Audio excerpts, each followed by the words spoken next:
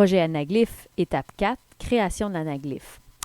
On est arrivé à l'étape de voir enfin l'objet apparaître en 3 dimensions. Alors, dans votre fichier, vous êtes rendu vous avez calculé les coordonnées de l'objet 3 qui suit plusieurs transformations. Alors, vous allez maintenant mesurer la distance D entre vos deux yeux. Mesurez-la en centimètres, par exemple avec une règle ou un ruban à mesurer, et la distance E entre vous et l'écran, donc l'observateur. Vous allez reproduire cette mise en forme où vous allez inscrire les valeurs de E et de D qui peuvent varier d'un observateur à l'autre. Ensuite, la valeur de l'œil gauche et de l'œil droit, vous allez reproduire cette mise en forme. Pour l'œil gauche et l'œil droit, vous devez absolument faire des formules qui font référence aux valeurs de E et de D. Dans le dessin, on voit que l'œil gauche et droit sont placés de façon symétrique de part et d'autre de l'axe des X et ils sont parallèles à l'axe des Y. À vous de trouver les bonnes formules pour G et pour D.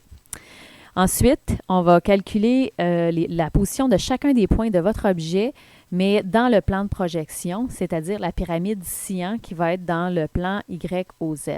Vous avez fait ce travail-là dans le devoir. Vous pouvez retranscrire les valeurs ici pour vous aider.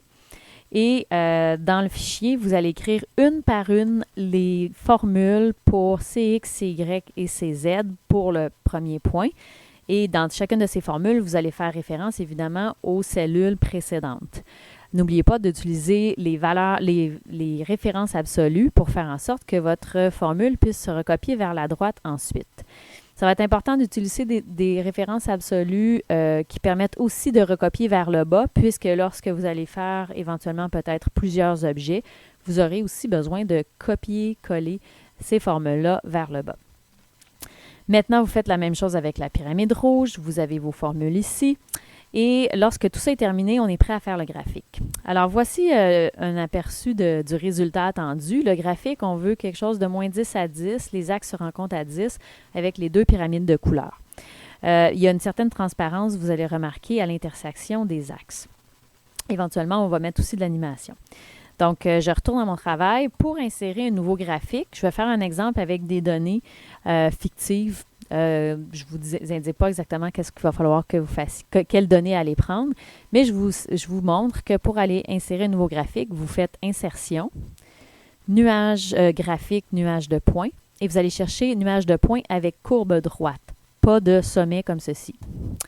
On clique, donc j'ai une zone qui apparaît.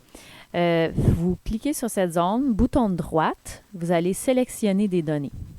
Alors, on va ajouter une nouvelle série qu'on appelle objet ou pyramide dans mon cas, pyramide sciant. Sur l'axe des abscisses, attention, l'axe des abscisses, c'est l'axe horizontal, ce n'est pas nécessairement l'axe des X. À vous d'aller choisir les bonnes données. L'axe des ordonnées, c'est l'axe vertical. À vous de choisir les bonnes données et vous allez voir apparaître votre dessin. Vous pourriez ajouter tout de suite le deuxième objet rouge, mais avant ça, je préfère faire tout de suite la mise en forme. Alors, je fais OK. La première pyramide, c'était la pyramide sciant. Donc, je clique dessus, je la sélectionne, bouton de droite, je vais aller changer la mise en forme. Alors, dans la couleur du trait, je vais prendre trait plein. Je vais aller mettre la couleur cyan, qui est comme une couleur turquoise. Vous la mettez environ à 50% de transparence. Vous pourrez le modifier par la suite. OK, la mise en forme du reste du graphique n'est pas très bonne. On va supprimer tout ce qui est inutile, supprimer le titre, supprimer la légende, cliquer sur le grillage, supprimer le grillage. Chacun des axes, on va le redimensionner. Donc, je dois sélectionner seulement l'axe vertical. Par exemple, mise en forme de l'axe. Je vais mettre des valeurs fixes au minimum et au maximum de moins 10 jusqu'à 10. Je veux également que les valeurs se coupent à la valeur maximale de l'axe pour pas qu'on ait des axes en plein centre de notre dessin. Je fais fermer. Je fais la même procédure pour l'axe horizontal. Donc, il faut sélectionner seulement l'axe horizontal par la suite. Mise en forme de l'axe, même procédure. Minimum à moins 10. Maximum fixe à 10, valeur maximum de l'axe pour l'endroit où les axes se coupent, et voilà. Évidemment, votre figure doit être à l'échelle, donc ça doit être moins 10, 10 par 10. Alors, redimensionnez la zone de traçage pour que ce soit un carré, approximativement. Très bien. Il nous manque maintenant la pyramide rouge. Alors, pour ajouter une série de données, vous cliquez sur la zone graphique, bouton de droite, sélectionnez des données. Je vais ajouter une nouvelle série que je vais nommer pyramide rouge. Sur l'axe horizontal, vous mettez les bonnes données. Sur l'axe vertical, vous mettez les bonnes données. À vous de réfléchir et je fais OK. Attention, elle est rouge la pyramide, mais elle est d'un rouge plutôt rouge vin. Donc, mise en forme de la série de données, je vais changer la couleur pour un rouge vif. Je vais mettre une transparence aussi, 50% disons. Et voilà. Normalement, si vous prenez vos lunettes avec le filtre cyan à droite, le filtre rouge à gauche, vous devriez voir cet objet, l'objet apparaître en 3 dimensions. Maintenant, quelques modifications. D'abord, vérifiez bien, quand vous regardez les séries de données, que la pyramide cyan se trouve en premier.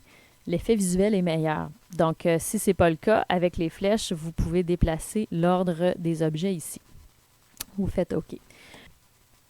Vous pouvez également améliorer le résultat en allant changer peut-être l'épaisseur du trait. Donc, encore mise en forme, vous pouvez, dans le style de trait, augmenter ou diminuer la largeur de chaque trait pour que la pyramide soit bien visible à l'écran. N'hésitez pas à modifier les valeurs d'angle que vous aviez choisies au départ pour faire peut-être un meilleur effet de visuel en 3 dimensions. Vous pouvez tester plusieurs valeurs pour voir le résultat. Voilà pour l'étape 4.